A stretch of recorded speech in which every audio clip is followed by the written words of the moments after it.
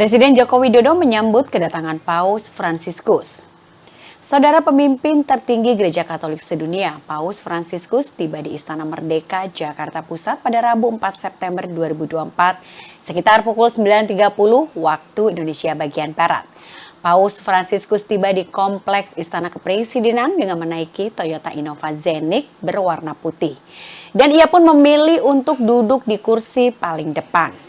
Setibanya di istana, Paus pun disambut dengan raut wajah bahagia anak-anak yang mengenakan pakaian adat Nusantara sambil memegang bendera kecil di kedua tangan mereka. Mereka juga riuh berteriak Viva il Papa. Presiden Joko Widodo menyambut kedatangan Paus dengan ramah dan penuh kehangatan. Ia menjabat erat tangan Paus seraya membungkukkan badannya. Bertemu dengan Paus Fransiskus, Presiden Jokowi didampingi juga oleh sejumlah Menteri Kabinet Indonesia Bersatu dan pejabat negara lainnya. Dan turut serta mendampingi Paus Fransiskus dalam pertemuan ini adalah sejumlah pejabat dari Vatikan, juga ada uskup dan beberapa romo.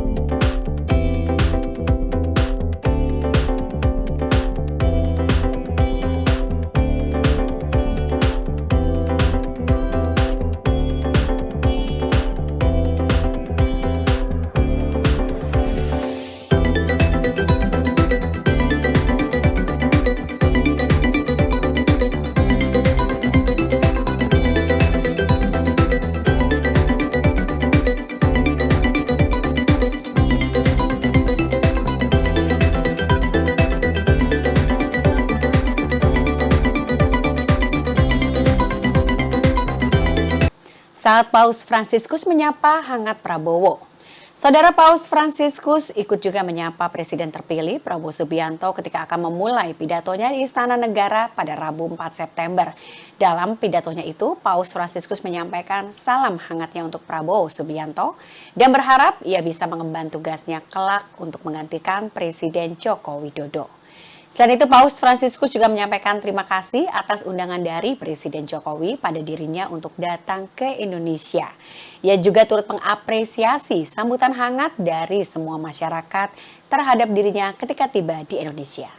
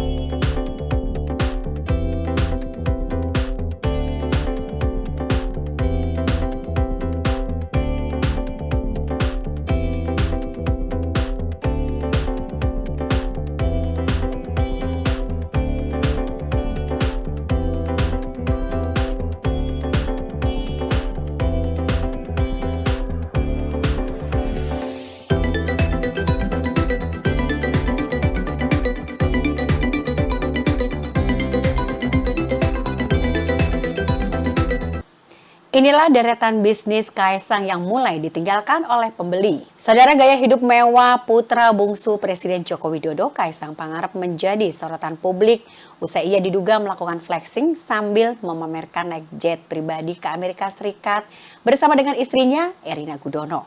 Hingga hal ini membuat dirinya dilaporkan ke KPK.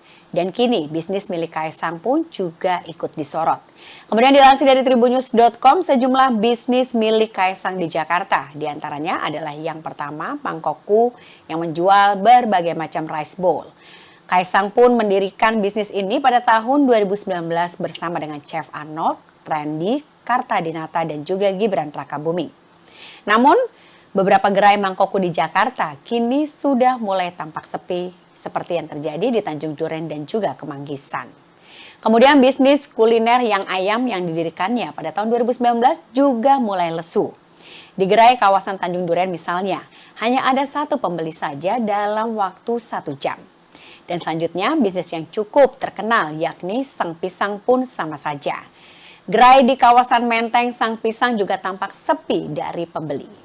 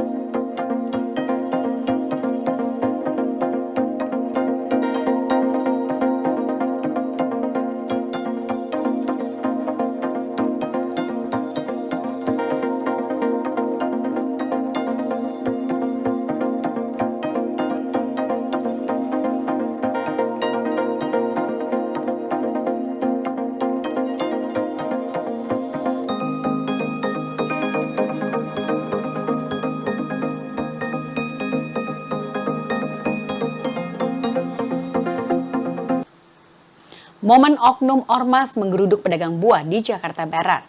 Saudara, beredar video yang memperlihatkan aksi anarkis oknum dari satu ormas di Jakarta Barat. Oknum ormas tersebut menggeruduk pedagang buah di dekat Taman Alfa Indah, Joglo Kembangan, Jakarta Barat.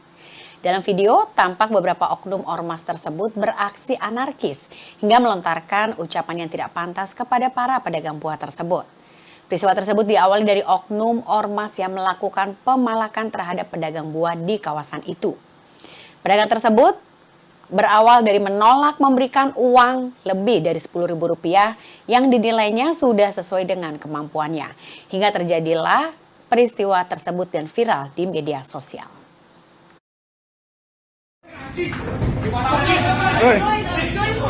Lu tadi bawa apa? Bawa pisau. Siapa yang bawa pisau? Woi, kamu kerusak. Kalian kerusak. Kalian kerusak.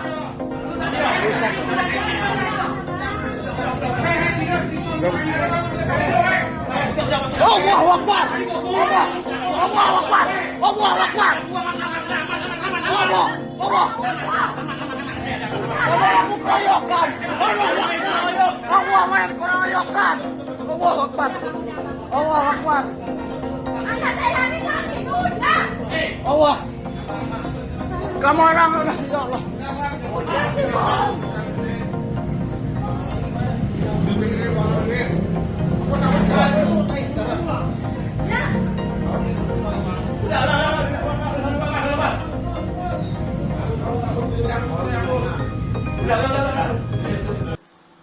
Pemukim Israel menggelar konser di Masjid Ibrahimi hingga menuai kemarahan warga Palestina. Warga Palestina murka akan perilaku sejumlah pemukim Israel yang menggelar konser di Masjid Ibrahimi tepi barat. Namun sebelumnya militer Israel sempat menutup masjid tersebut dan mengusir para jemaah. Kantor berita Tasnim melaporkan militer mengizinkan pemukim untuk membawa alat musik masuk ke dalam masjid. Selain digunakan untuk konser, masjid itu juga beralih menjadi tempat ritual bagi keagamaan Yahudi.